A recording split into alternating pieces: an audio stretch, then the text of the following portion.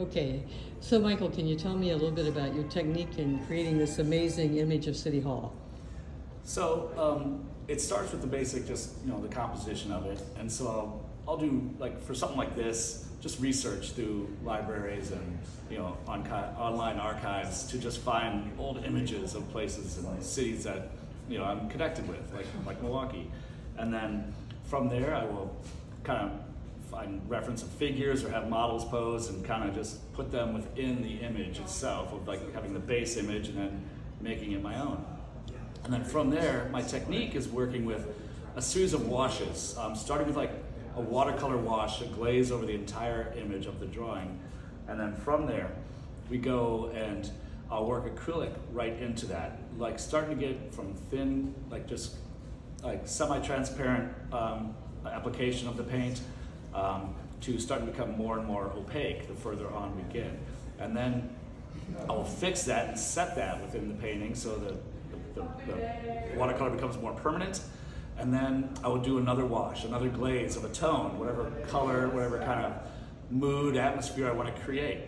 And with that, I start to work, you get from the back of a painting, where you can just kind of have things washed out and a little bit more, those glazes all start to layer on top of each other, and so you get lots of layering of really subtle color that's really hard to achieve if you're painting just more directly.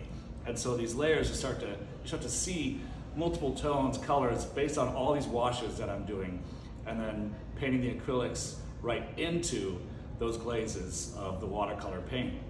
And it's just a set of, working those phases, kind of spraying, which works almost like a varnish between phases, and then putting on the next layers. And you just keep doing that until you get to the more of the foreground. It becomes much more thick, more precise, a little bit more of that impasto paint, and just getting that to create that impact of the atmosphere that you can create, of that really soft to real hard-edged, and to create that atmosphere, that distance. So it's all about creating that using basically the strength of the light that's created by those subtle tones.